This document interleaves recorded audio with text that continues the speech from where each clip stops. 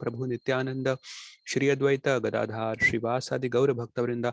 Hare Krishna Krishna Krishna Hare Hare, Hare Ram Ram Ram Hare Hare.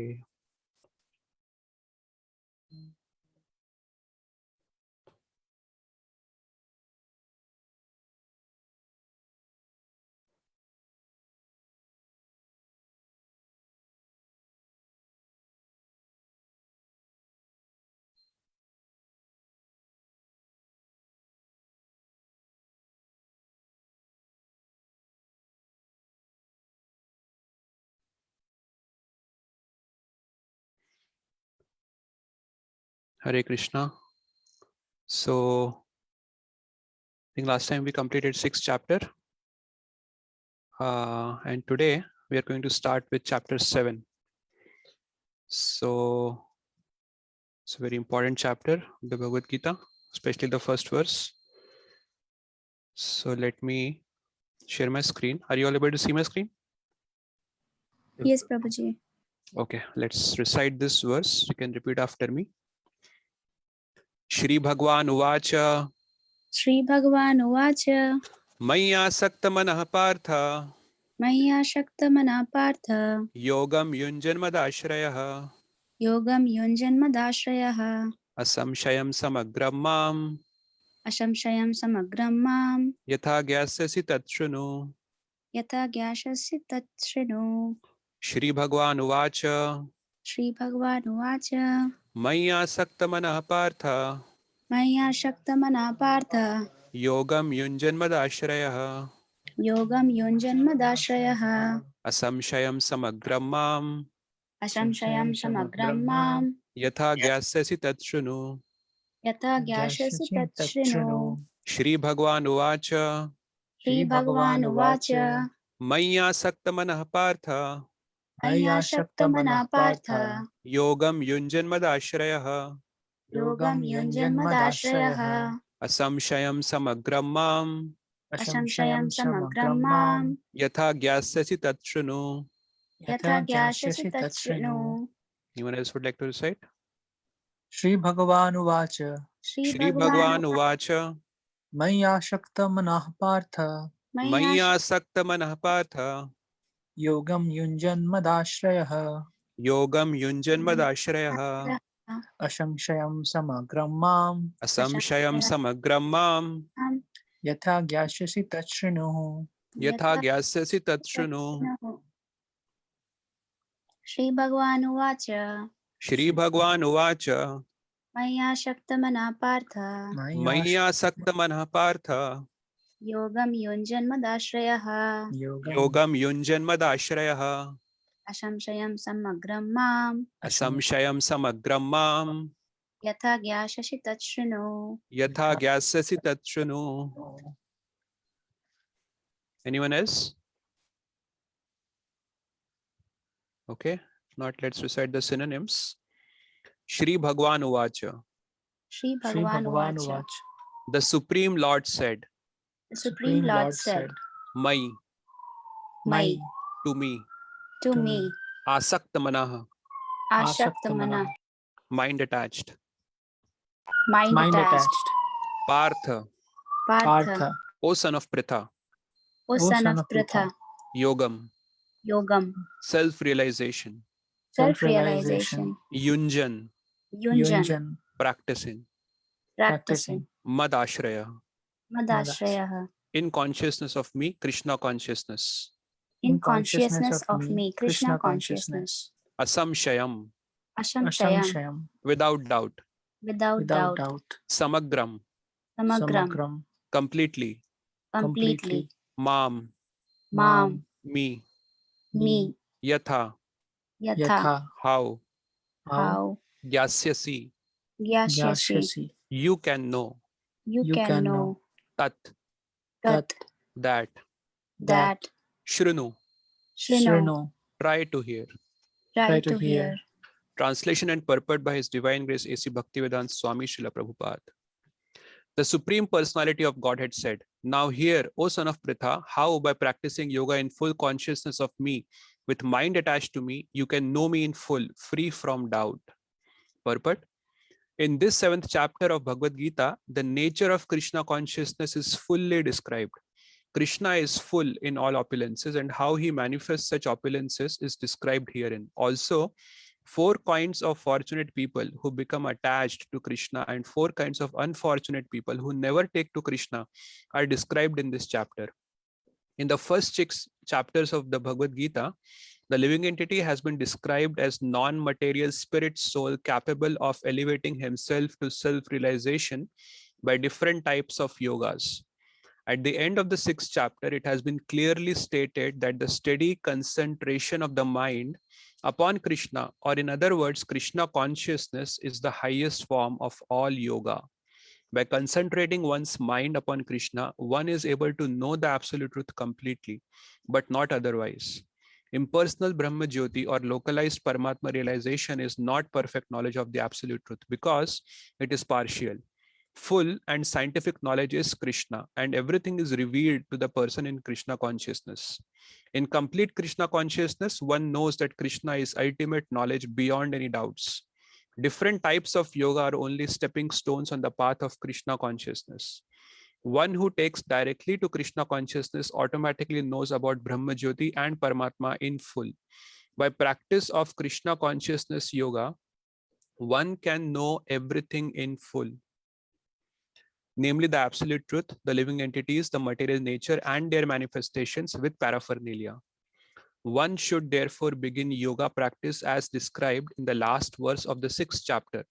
Concentration of the mind upon Krishna, the Supreme, is made possible by prescribed devotional service in 9 different forms, of which Shravanam is the first and most important.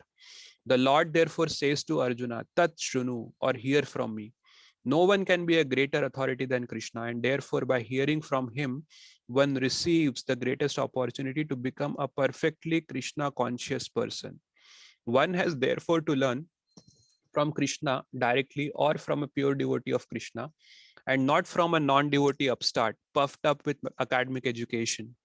In the Srimad Bhagavatam, this process of understanding Krishna, the Supreme Personality of Godhead, the Absolute Truth, is described in the 2nd chapter of the 1st canto as follows.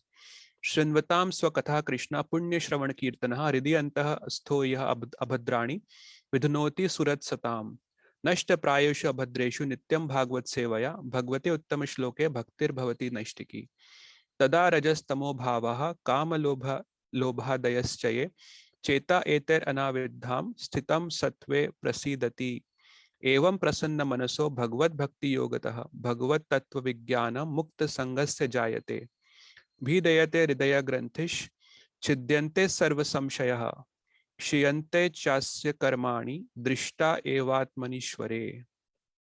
To hear about Krishna from Vedic literatures or to hear from him directly through the Bhagavad Gita is itself righteous activity. And for one who hears about Krishna, Lord Krishna, who is dwelling in everyone's heart, acts as a best wishing friend and purifies the devotee who constantly engages in hearing of him. In this way, a devotee naturally develops his dormant transcendental knowledge. As he hears more about Krishna from the Bhagavatam and from the devotees, he becomes fixed in the devotional service of the Lord. By development of devotional service, one becomes freed from the modes of passion and ignorance, and thus material lusts and avarice are diminished. When these impurities are wiped away, the candidate remains steady in his position of pure goodness, becomes enlivened by devotional service, and understands the science of God perfectly. Thus, Bhakti Yoga severs the hard knot of material affection and enables one to come at once to the stage of Asamshayam Samagram, understanding of the Supreme Absolute Truth Personality of Godhead. Bhagavatam 1.2.17 to 21. Therefore, only by hearing from Krishna or from his devotee in Krishna consciousness can one understand the science of Krishna. Namo Vishnu Padaya Krishna Pristhaya Bhutale Srimate Bhakti Vedanta Swaminiti Namane Namaste Saraswati Devi Gauravani Pracharine Nirvishesha Shunyavadi Paschat Deshatarine. I read the translation one more time. The Supreme Personality of Godhead said, Now hear, O son of Pritha, how by practicing yoga in full consciousness of me, with mind attached to me, you can know me in full, free from doubt. Excuse me. So You see that Prabhupada is giving an elaborate purport to the 7th chapter, verse number 1. This actually is considered to be one of the most important verses of the Bhagavad Gita by Srila Prabhupada. If we see the number of lectures that Srila Prabhupada had given, at least the number of the different lectures that are available for us to hear on different platforms, you will find the most number of lectures that Srila Prabhupada had given is actually on this verse 7.1. So Srila Prabhupada considered this a very important verse, and we can see Prabhupada also in his purport glorifies about the process of hearing, Tat Shrunu. So he picks up that Tat Shrunu line and then he elaborates on that. And the verses that he's quoting there, we know that they are very significant verses from Srimad Bhagavatam. Prabhupada also quotes these verses in the Markandeya Bhagavad Dharma, his song that he wrote on Jalduta. So now, actually, we know that in the 6th chapter, the 6th chapter ended with Yoginam api sarvesham madgate nantaratmanha shraddhavan bhajate yomam same yukta tamo mataha. Out of all the devotees, all the yogis, one who always constantly thinks about me, he is the best of all the yogis. That's how Krishna had put it. Now we know that Dhyan Yoga is a process to control the mind. So Krishna had talked very elaborately about sadhana bhakti, sadhana. So sadhana about controlling the mind, so initially the yogi has to control the mind, and once the yogi is able to control the mind and subdue the mind, then the subsequent stages of Dhyan Yoga starts. So the subsequent stages are basically Pratyahar, starts after there is a significant amount of control on the mind. Pratyahar means to turn the senses inwards, to draw the senses from outsideward towards inside. So then the yogi is able to start meditating, at least some basic level of meditation can happen after that. But a lot depends on controlling the mind. And we see that although Krishna had spoken elaborately about controlling the mind in the 6th chapter, Arjuna says that, I cannot control my mind. It's very difficult for me. I can control the wind, but controlling the mind is extremely difficult. Now, Krishna had acknowledged Arjuna's, objection, but he said that yes, it is difficult. Undoubtedly, it is extremely difficult. Krishna says this in the 6th chapter, but it is possible by suitable practice and detachment. So he left it at that. But now Krishna, because he himself is telling that out of all the yogis, best is who can always think about me.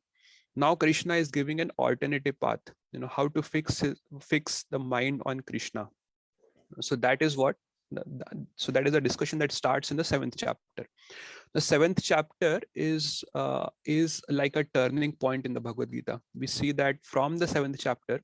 So the first 6 chapters talks about the path of karma, and from the 7th chapter, the Bhakti Yoga section starts, and we'll see that the tone and the mood of the Gita changes substantially. In the first 6 chapters, the mood of the Gita is detach. The more you are detached, the more you will be happy. So that's how Krishna had put. In fact, he had defined yoga.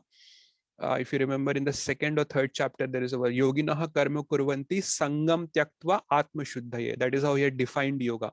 Sangam tyaktva means giving up attachment. Yoginaha, the yogis work for the purpose of giving up attachment, and Atma Shuddhaya means self-purification. That's how Krishna had defined it. But now Krishna will change the definition here. So Krishna is saying, Mai asakta mana. That's how he starts. Make your mind attached to me. For the very first time in the Bhagavad Gita, Krishna is asking Arjuna to get attached to something. So far he has been telling to get detached. But now he is saying, get attached to me. So Prabhupada actually picks that up, and then he elaborates on that in his purport. Now the 7th chapter is, in one sense, it is like the summary of the Vedic path. I won't say it is a summary of Gita. We'll see how. I'll give a little summary of the 7th chapter, what Krishna is going to talk about in the 7th chapter. So 7th chapter, it has 30 verses. So it's not very big, not very small also. The smallest chapter, as we know, are 12th and 15th chapters, which have 20 verses each. So this 7th chapter has 30 verses. So we can say it's towards a small chapter. Now, in the first 3 verses, Krishna glorifies the knowledge that he's going to speak to Arjuna. So the first he says that you hear from me, and next 2 verses he will glorify this knowledge. And then for the next 9 verses, he will talk about his energies. Primarily, he will talk about his external energy. So the Bahiranga Shakti, as we call it. Then Krishna will talk about that how he is the source of everything. Mattaha partaram naanyat kinchit asti dhananjaya sarvayamidam prutam sutre manigadaiva. That is 7.7. So he'll establish that he is the source of everything. And then he will also talk about how not just the source, he's also the essence of everything. So rasoham apsu konteya prabhashmi shashi surya, I am the taste of water, I am the light of sun and moon. So that's how he's the essence of everything. That's how he will put it. Now we may say that, okay, if he's the source of everything and he's also the essence, why don't people surrender into him? So Krishna will talk about 4 kinds of people who don't surrender into him. 7.15, he talks about namam dushkritano mudha prapadyante naradhama maya aprahata jnana asuram bhavam ashritaha. So these are the 4 kinds of people, the people who are grossly foolish, who are lowest among the mankind, those whose knowledge have been stolen by illusion, by Maya, and those who partake of to the atheistic nature of demons. So these are the 4 kinds of people who don't surrender to Krishna. But then we may ask, are there any people who actually surrender? This kinds of, encompasses almost the whole world. Most of the people will fall in one of these categories actually. So then are there any people who actually surrender to Krishna or not? So Krishna will talk about that in 7 point, right in the next verse. He'll talk about 4 kinds of people who surrender to Krishna. Chaturvida bhajante mam janah sukratino arjuna arth artharti jigyasu jnani cha bharatarshava. So arth is those who are desirer of wealth. Arth is distressed, artharti is desirer of wealth, jigyasu is one who is inquisitive, and jnani is who are intellectuals. So these are the 4 kinds of people who surrender to Krishna. And then Krishna will also talk about people who surrender to something else, an object of worship that is other than Krishna. So that Krishna will put as kamastastar rita jnana prapadyante anya devataha tam niyatam asthaya prakritya niyataha swaya. No, Krishna will put it like that. Those whose intelligence has been stolen by material desires. That's how Krishna will put it. Those kind of people, they surrender to Anya Devata, and it's very prominent. Something other than Krishna. Anya means different from Krishna. But Krishna will also say that actually this system of worship of Anya Devata, that is actually established by me only. Yo yam yam tanum bhakta shraddha architam ichhati tasya tasya achalam shraddham tam eva vidadhamyaham. That he say that whoever wants to worship whichever particular form, I give that faith to that person to worship that particular form or that particular devta. And then he will also say that on the other hand, to that particular personality whom these people are worshipping, I only enable them to fulfill their wishes. So in one sense, what is happening is Krishna himself is actually establishing this system of worship.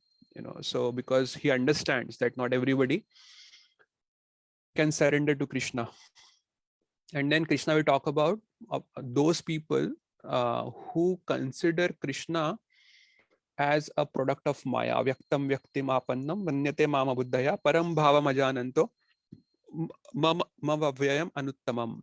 So this is the definition of Mayavadis. Though they consider that before taking this form, Krishna was actually avyakta. Avyakta means he was impersonal, and from impersonal he becomes personal, and then his personality again merges back into an impersonal Brahman. So that is the typical Mayavadi conception. And he says, abhuddhaya, such people they have no intelligence. Abhuddhaya, very clearly he says that. And then finally, towards the end of the chapter, he talks about one more category of people who surrender to Krishna. So first he had talked about 4 kinds of people who surrender to Krishna. Now he talks about the 5th category towards the end in the last but one verse of 7.29, Jara Marana Mokshaya Mam Ashritta Yatanti. People who are scared of Jara, Maran. Jara and Maran means old age and death. So they want mokshaya, they want moksha from these distresses. So they actually also surrender to Krishna.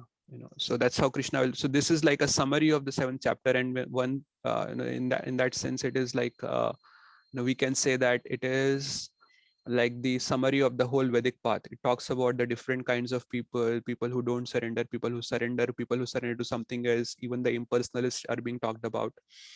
And we will see that how 7th chapter is also very similar to the 9th chapter. The same topics that are covered in the 7th chapter, they are also covered in the 9th chapter also. But in the 9th chapter, they're covered in more detail. So that is like a summary of the 7th chapter. Now coming back to the 7.1st verse. So this verse is very, very important. As I was mentioning that Prabhupada has given most number of talks on this particular verse. Maya asakta manah partha yogam yunjan madashraya samshayam samagramam yatha gyasya tatshunu. So the process of hearing is what Prabhupada stresses in his purport.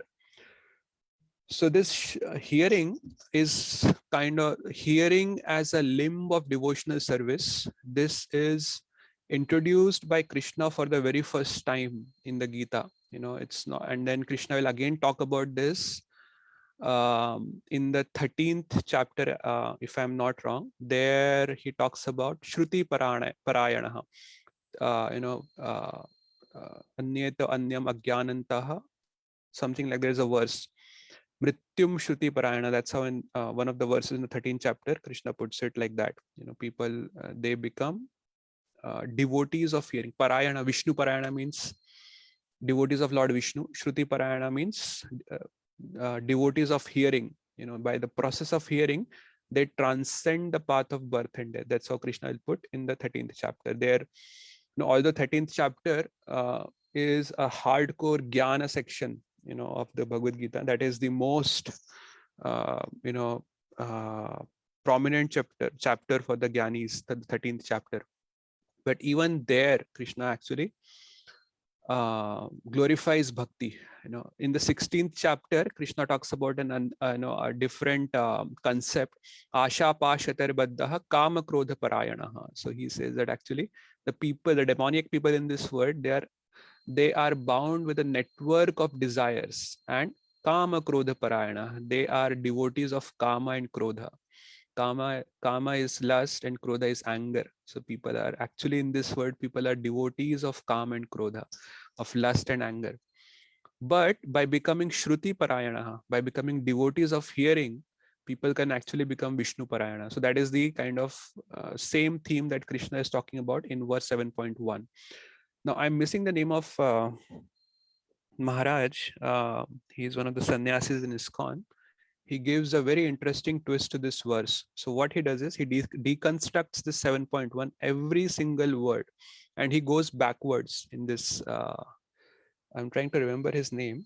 He has written many, many books, and many different speakers then quote the same explanation that is given by Maharaj. Anyway, if I remember the name, I'll tell. But let me share my screen again, and let's try to see what Maharaj says about this verse, 7.1. So he actually says that if we go backwards, so he says that actually Mai Asakta Manaha, it is the actually the goal of bhakti. Ultimately, what do we want to do? Krishna says, Mai Arpit Mano Buddhir. So offer your mind and intelligence to me. And Prabhupada also actually quotes this, if you remember in the introduction to the Gita, Prabhupada quotes that the process of bhakti is actually we have to offer our mind and intelligence to Krishna. If our mind is attached to Krishna, asakta, it has a very strong meaning. Asakta means very strong attachment, not this ordinary attachment. Asakta. So anasakta, asakta. Anasakta means getting detached or not attached, but asakta means very strong attachment. So Krishna is saying, make your mind attached to me. So that is actually the goal. So that is the last stage of bhakti. Once our mind becomes attached to Krishna, that it means we have attained perfection. because Krishna says, and if you see 6.47, yoginam api sarvesham madgate nantaratmanah shraddhavan bhajate yomam same yukta tamo matah. Out of all the yogis, one who always thinks about me, he's the best. So how can we always think about Krishna? Only when we have a very strong attachment to Krishna. Otherwise, it's very difficult to always think about Krishna. So Maharaj says that actually we have to go backwards. This is the goal of the bhakti, Maya Asakta Manaha. But first we have to tat shrunu. First we have to hear about Krishna. So if we hear about Krishna, what will happen? Samagram mam yatha gyasyasi. He says that we will know everything about Krishna. Samagram means everything. Mam, gyasyasi samagram mam. Gyasyasi means to know. Samagram means everything. Mam means about me. So Samagram, Acharya also explained this word, that this Samagram means complete knowledge about Krishna. And when we say complete, this is not the knowledge of Brahman and Paramatma, it is the knowledge of Bhagavan, the absolute, supreme absolute, the supreme manifestation of the absolute truth, Bhagavan. Prabhupada also writes that in the purport, that the knowledge about Paramatma and Brahman, it is incomplete. It is correct knowledge, but it is incomplete knowledge. Complete knowledge is actually the knowledge about Bhagavan. And when we have complete knowledge about Krishna, what will happen? Asamshayam. Asamshayam means all our doubts will go away. Right now we get a lot of doubts, does Krishna really exist or not? Is there a God or not? All those kind of doubts are there in our mind. But when we know everything about Krishna, then we will become asamshayam. We will not have any doubts. And when we will not have any doubts, then we'll try to take ashraya of Krishna. Mad ashraya. Mad ashraya means, take my ashraya means to surrender, to basically kind of surrender to Krishna. And when we try to surrender to Krishna, what we'll have to do? We'll have to do yogam yunjan. We have to engage in yoga. And when we engage in yoga, then the final result will be Mai Asakta Manaha. So like that, it's like a 6-stage process. First, we have to hear. By hearing, we'll know everything about Krishna. When we know everything about Krishna, all the doubts about Krishna will go away. And when the doubts will go away, we will want to take shelter of Krishna, Madashraya. To take shelter of Krishna, we have to engage in yoga. And once we engage in yoga, then what will happen? Asakta Manaha. Our mind will become attached to Krishna. So that is how we have to go backwards. So therefore, hearing about Krishna is extremely important. Without hearing, that is the first stage. Prabhupada also writes that in the purport, that out of all the limbs of the Bhakti Yoga, there are 9 limbs, but the first and the foremost is hearing. Most of us would have come to Krishna consciousness by hearing.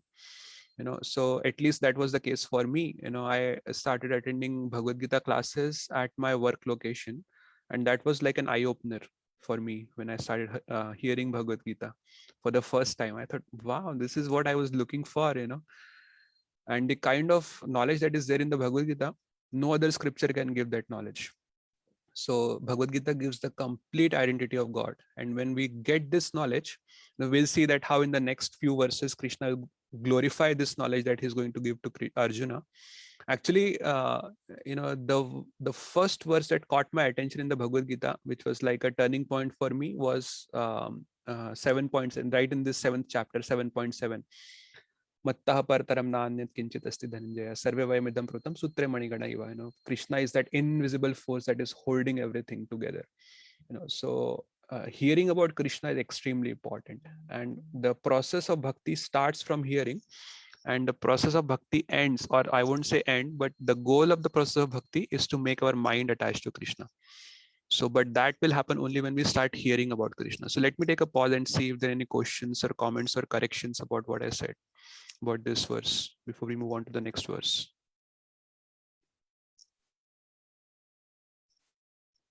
Any questions, comments, realizations, corrections?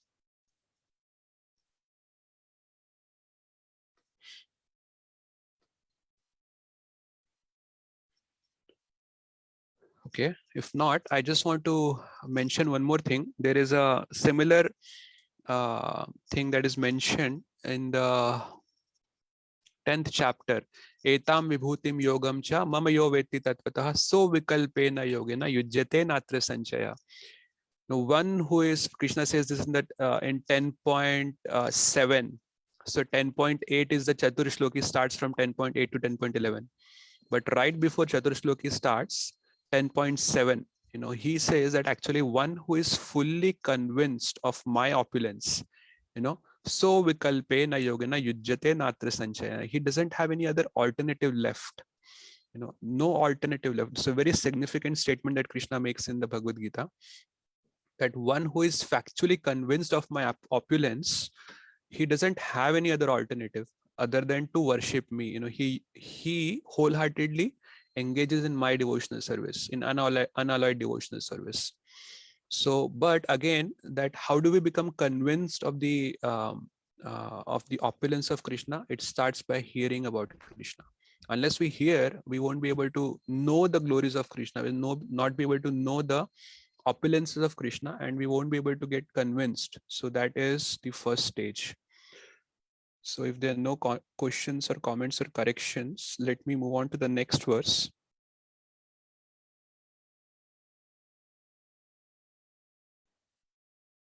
Let me share my screen. We'll just recite the verse once and we'll read the translation and then the purport, of course.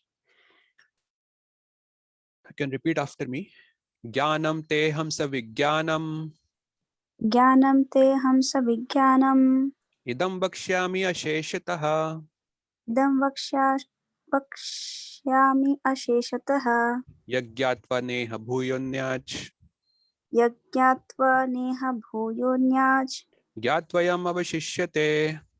Yatvayam avashishyate. Translation: I shall now declare unto you in full this knowledge, both phenomenal and numinous. This being known, nothing further shall remain for you to know. This is very significant. After knowing this, nothing else will remain for you to know. You will know everything actually after knowing this. Very, very bold claim Krishna is making here. Let's see what Prabhupada says in the purport. Complete knowledge includes knowledge of the phenomenal world, the behind it, and the source of both of them. This is transcendental knowledge. The Lord wants to explain the above mentioned system of knowledge because Arjuna is Krishna's confidential devotee friend. In the beginning of the 4th chapter, this explanation was given by the Lord, and it is again confirmed here. Complete knowledge can be achieved only by the devotee of the Lord in disciplic succession directly from the Lord. Therefore, one should be intelligent enough to know the source of all knowledge, who is the cause of all causes and the only object for meditation in all types of yoga practice.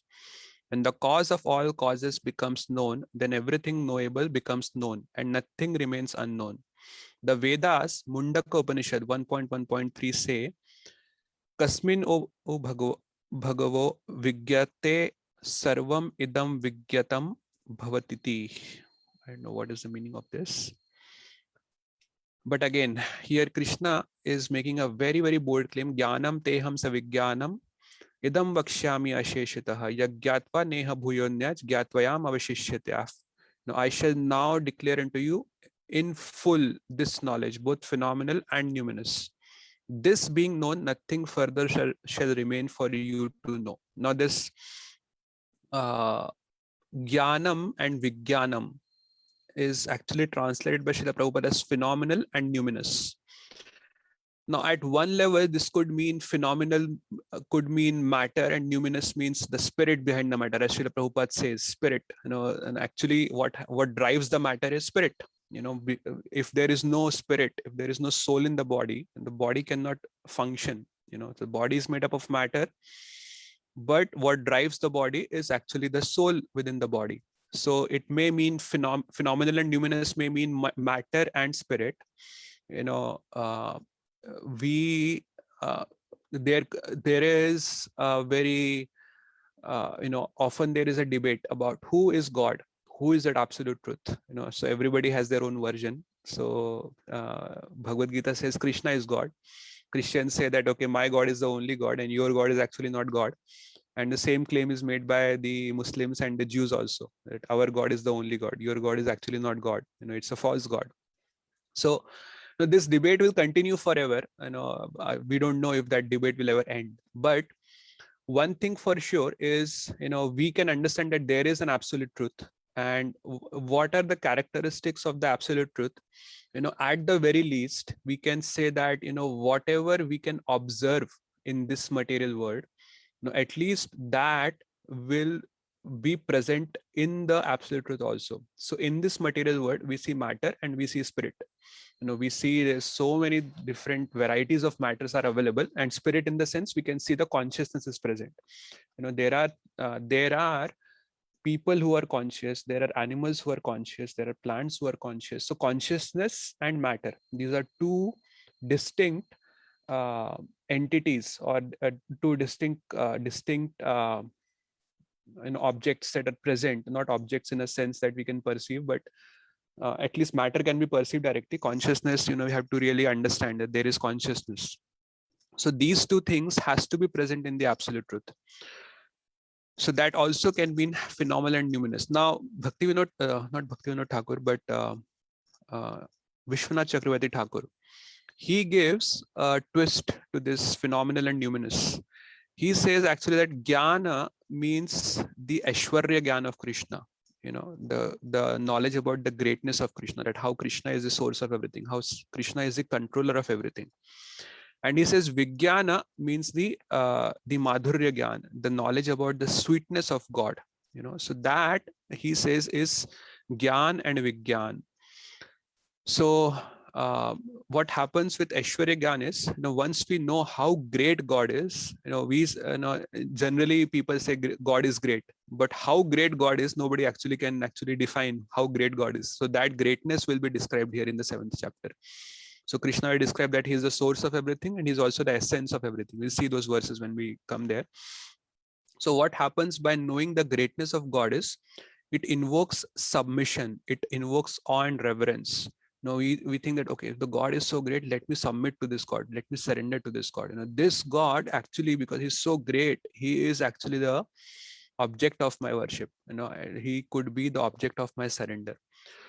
So that is the importance of knowing the greatness of God, which is the Aishwarya Gyan of Krishna. And the knowledge of God's sweetness, that actually kindles our love, our affection towards God. Just submission is not enough. There has to be a positive relish. There has to be a positive attraction towards God also. And when we understand that this God who is so great is also so lovable, he's so loving, he loves me so much, then that affection will also develop towards God. So both are required. But Krishna is such a God that Krishna actually hides his opulence. He hides his sweetness also. We discuss that in the next verse. But here Krishna is making a bold claim that after knowing this, I'm going to tell you Asheshitaha. Asheshita means in detail. I'll tell you everything. And after knowing this, nothing else will remain for you to know. Now, nowhere else in any of the religious scriptures of the word, such a claim has been made. We know that in the Bible, there is, Jesus says that actually I have much to tell you, but you don't have the ears to hear it. So he doesn't tell that, what is it that he wants to tell. And similarly in the Quran, there is a claim there is a statement that comes where it is mentioned that I have much to tell you, but if I were to tell you, then it will break your hearts. So again, that knowledge is not revealed. And what happens is the conception of God is not clearly given in these two scriptures. We know that the Bible, so there are two versions of Bible. We have the Old Testament and we have the New Testament. The Old Testament is of the Jews, and the New Testament is what actually Jesus has given, the Christian Bible, as we say it. So New Testament is, we know that Bhaktivinoda Thakur had given 4 different levels of approaching God: fear, desire, duty, and love. Fear means at the level of fear. If we don't surrender to God, then God will punish us. Desire means we have desires, and God, if we approach God, then God will fulfill our desires. Duty means God has given us so much, it is our duty to worship this God who has given us so much. And love means we love him out of affection, and we just naturally love him so much. So fear, desire, duty, love, this is being talked about by Bhaktivinoda Thakur. Now if we apply this, we see that the New Testament actually approaches God as at the level of I would say desire with a hint towards love. Love God by all thy heart, something like there is a statement that comes in the Bible.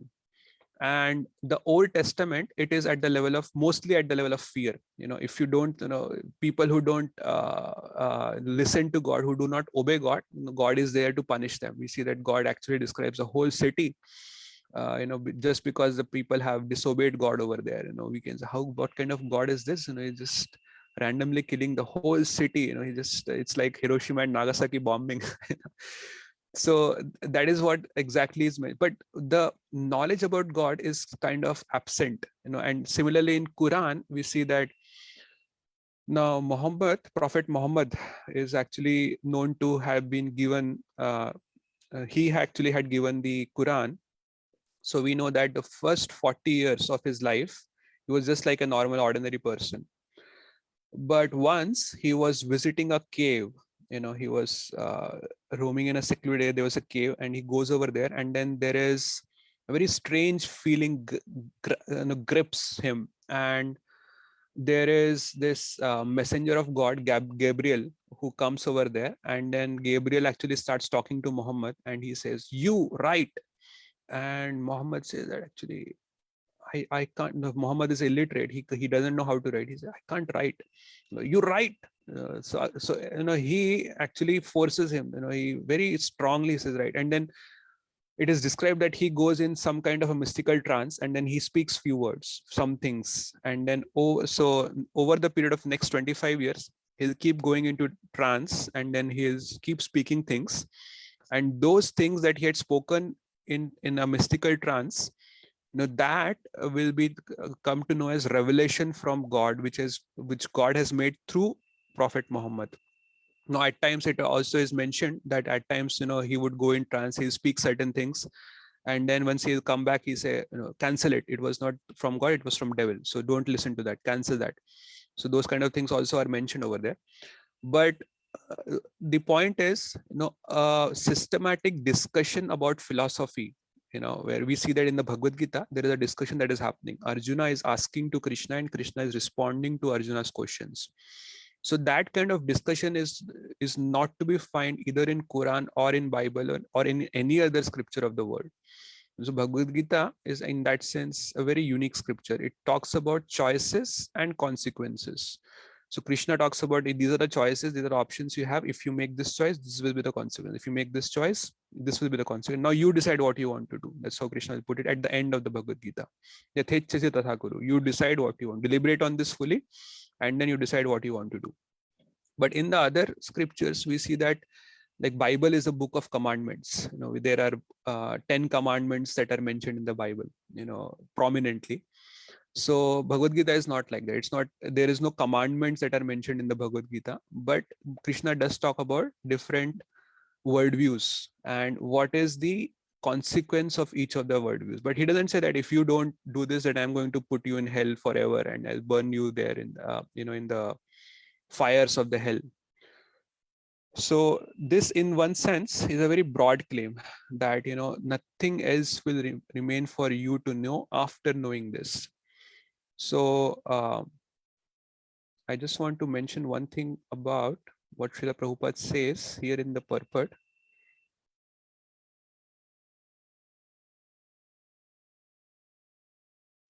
Yeah, so Prabhupada says that the Lord wants to explain the above mentioned system of knowledge because Arjuna is Krishna's confidential devotee and friend.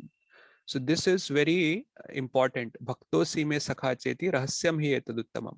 So Krishna says actually this is a rahasya. But because you are my devotee and my dear friend, I'm going to reveal this knowledge to you. So Krishna makes it very clear that why this knowledge is being given to Arjuna at the first place. What is the qualification of Arjuna? He's a devotee and a friend.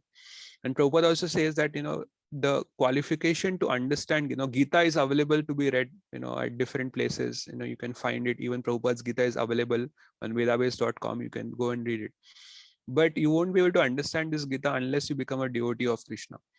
And Prabhupada also says that at least, even if you're not the devotee, at least theoretically, we must accept Krishna as the supreme person. Because if we don't accept Krishna as the supreme person, a lot of things which are mentioned in the Gita, they will not make any sense for us. We won't be able to really understand the essence, the import of those things and it will and we will end up becoming more envious of Krishna, because Krishna speaks elaborately about his glories. So that is very important. Therefore, one should be intelligent enough to know the source of all knowledge, who is the cause of all causes and the only object for meditation in all type of yoga practice. When the cause of all causes becomes known, then everything knowable becomes known and nothing remains unknown. So this is important again, that what happens is in the Bhagavad Gita, when we say all knowledge is given in the Bhagavad Gita and nothing else will remain for us to know, so we know that actually Bhagavad Gita talks about the 5 primary things. What are those 5 things? Anyone would like to mention quickly? Bhagavad Gita talks about 5 things. What are those 5 things? Kala, karma, Kala, karma, Ishvara, Ishvara, Jiva, Jiva, Prakriti. Prakriti. Yes. So Jiva, Prakriti, and Ishwar. So Jiva is the spirit, soul, individual, us. We are Jiva. Prakriti is the material nature. Ishvara is the supreme Lord. The source and the sustainer of this world. And then we have Kal, the different kinds of activities. Sorry, Kal means time. So everything is happening within the domain of time. And Karma means the different kinds of activities that are happening. So these 5 things are clearly talked about in the Gita, but most importantly, the identity of God is revealed in the Bhagavad Gita. So who is God? Now we also say that, okay, we say that here Krishna is saying that after knowing this, nothing else will remain for you to know. But we also say that, Bhagavad Gita is like the graduation, Bhagavatam is the post graduation, and Chaitanya Charitamrita is the PhD. So why do we say that? Any idea? If Krishna is saying that everything for you to know, is nothing else will remain for you to know, then why do we say that? So why is Bhagavatam called the post graduation? Anyone would like to comment on that? Okay, so basically what happens is Krishna reveals his identity. The identity of God is revealed in the Bhagavad Gita, and that identity is thoroughly revealed, and Krishna actually talks about the different characteristics of God. What are the different characters? He defines God also. Who can be God? We'll discuss that. I don't want to give away those verses right now, but in the 10th chapter we'll see 10.39, for example, is a very prominent verse where Krishna talks about how only Krishna can be considered as God. Then Bhagavatam actually reveals the activities of God. So what does God actually do? Bhagavad Gita doesn't talk about the activities of God, but it does talk about who is God and how he is the source and sustainer and the maintainer of this universe, of this material world. So in that sense, Bhagavad Gita is complete. But the activities of God are not talked about in the Bhagavad Gita. The activities, if someone becomes a devotee and he wants to know more about God, then he can read Bhagavatam, where the activities of the God is revealed. And third, Sri Chaitanya Charitamrita, it basically reveals the mentality of God. How does God think? What does he want to do? What does he likes? What does he not like? So that is thoroughly revealed in the in Chaitanya Charitamrita. But Bhagavad Gita is complete in itself. Prabhupada also says that this one book can be enough. In the prayers itself, we see that one book. One, what is that verse, that Ekam Shastram Devki Putra, something like that he mentions there. I'm missing the verse. But we just have 10 minutes remaining. So I want to see if there are any questions or corrections or comments about what we discussed today. 7.1 into 7.3 is also very important. Manushyanam sahasreshu kasyadhyatara siddhaya. So Krishna talks about how this knowledge is complete, but in the 7.3 he will put a caveat, but this knowledge is very rare. Manushyanam sahasreshu, not everybody knows. Very few actually know this. So that is being talked about in 7.3. So in that sense, Krishna first says that hear from me. In 7.2, he says that this is complete knowledge. 7.3, he says that this knowledge is also very rare. And then he starts talking about what that knowledge is that he wants to give to Arjuna. So are there any questions or corrections or comments or realizations? Anyone would like to add anything to what I said? Hare Krishna, Prabhuji. Yes, Prabhu, Hare Krishna. Prabhuji, the way you explained that what God likes, that is elaborately explained in the Chaitanya Charitamrita. Mhm. And in Bhagavatam also, there are little bit we know about Krishna, whether he like butter, he like to Yeah. play Gopas. So some liking, some details also in Bhagavatam. So if it is just a question of details, meaning Bhagavatam briefly describe and Chaitanya Charitamrita detail. So if that's the case, can we take an example and see how Chaitanya Charitamrita go in detail and Bhagavatam just briefly touch upon it? Okay, so actually, the way I understood is, uh, we know that Chaitanya Charitamrita is actually a biography of Sri Chaitanya Mahaprabhu, and Chaitanya Mahaprabhu, it is considered that he is Radha and Krishna combined. So he is Krishna in the mood of Radharani. So what happens is, in the Srimad Bhagavatam, we know that a lot of details about Radharani is not given. There is just a hint of Radharani that is mentioned in the Srimad Bhagavatam, where there is verses Anya Radhitas. That is how the verse comes. I'm missing the verse over there. So Radharani, one thing that is mentioned about Srimati Radharani is that he is the Ladhini Shakti. He is actually the manifestation of the internal potency of Krishna. And it is through her mercy that, anyone who has any devotion for Krishna, it is through her mercy. We cannot have any devotion towards Krishna unless we get the mercy of Radharani. So, and Radharani also wants to have everyone come to Krishna. In that sense, she is bestowing her mercy.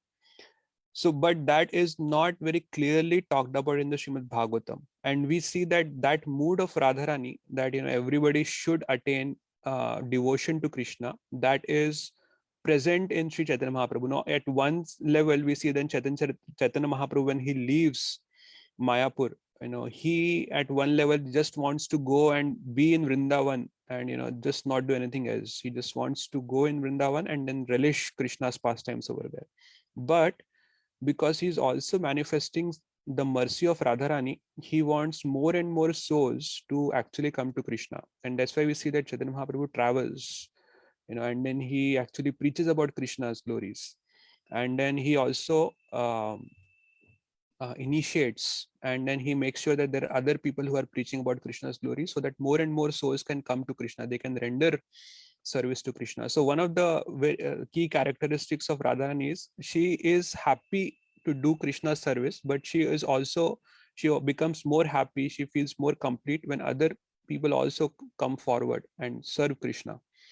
This is also explained in the Ras Leela, in the Rasa Panchadhyaya. We see that when Krishna, when the Ras Leela is happening, so at one point it is explained that the gopis, they become proud, and when they become proud, Krishna leaves them, and then he leaves along with Radharani. Now at one level we see that, okay, even if the topmost devotees of Krishna, if they become proud, Krishna will leave them.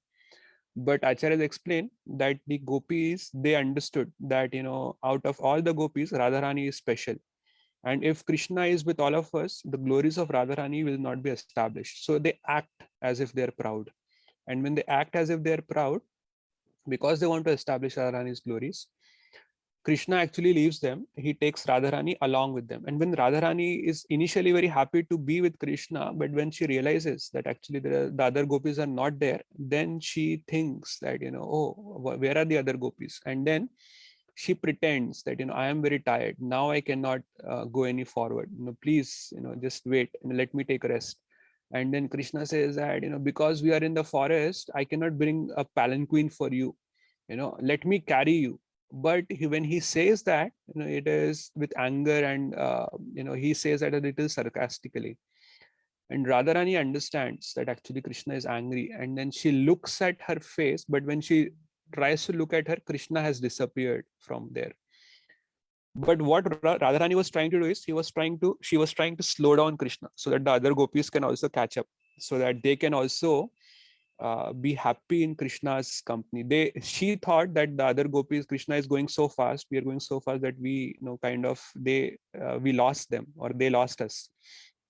So she's trying to slow down Krishna so that other gopis can catch up with Krishna, but that doesn't happen. So what happens is Radharani has that mood of, other devotees, other souls should also come forward and they should render service to Krishna, and they should also take advantage of Krishna's association. And that same mood is also manifested by Sri Chaitanya Mahaprabhu. At one level, we say that there is no difference between Radha and Krishna.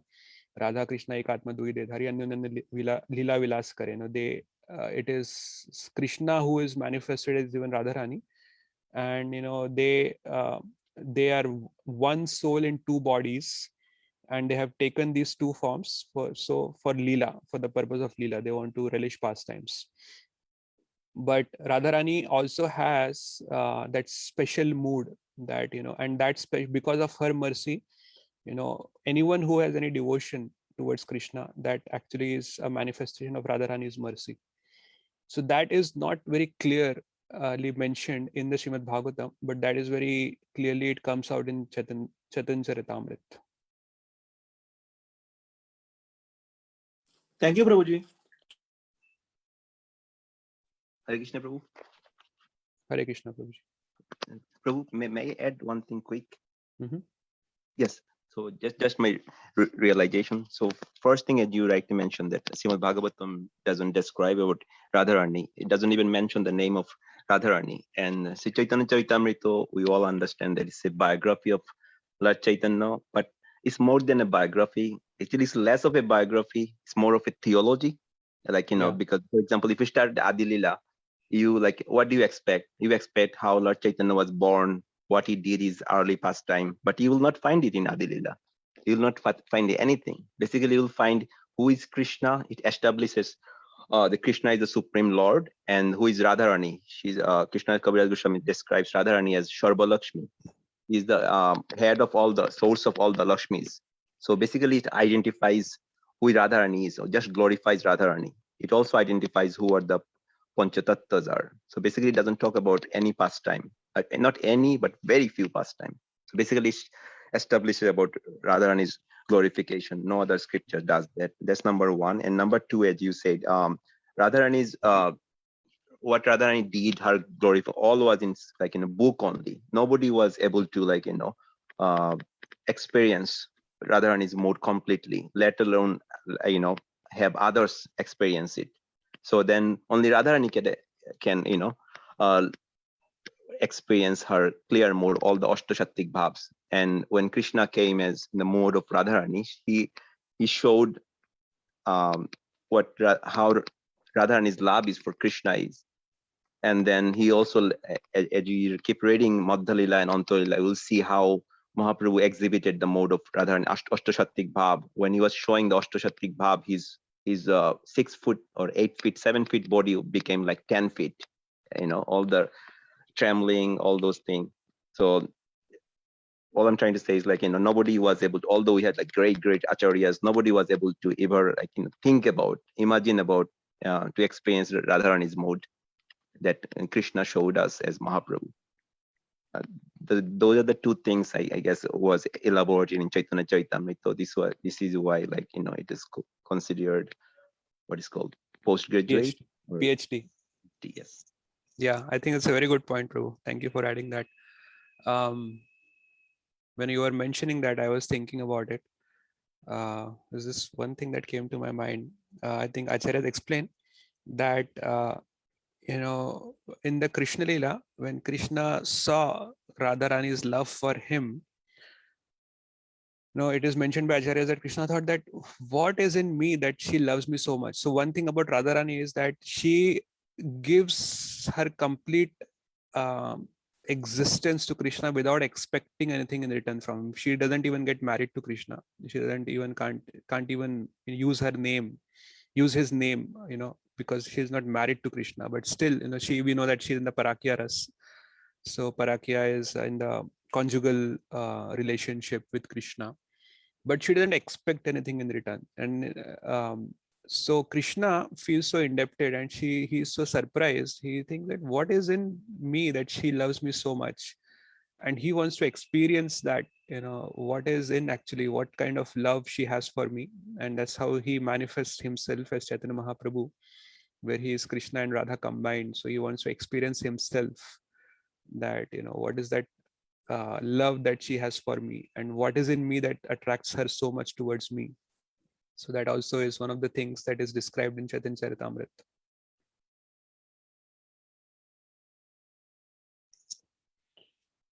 Okay, if there are no other comments or questions, we can end here. We are already above time. So thank you everyone. Thank you for joining. Vancha kalpatarubhyascha kripa sindhubhyo eva cha patitanam pavanebhyo vaishnavebhyo namo namaha. Ananta koti Vaishnavvrinda ki jai. Srimad Bhagavad Gita ki jai. Srila Prabhupada ki jai. Hare Krishna.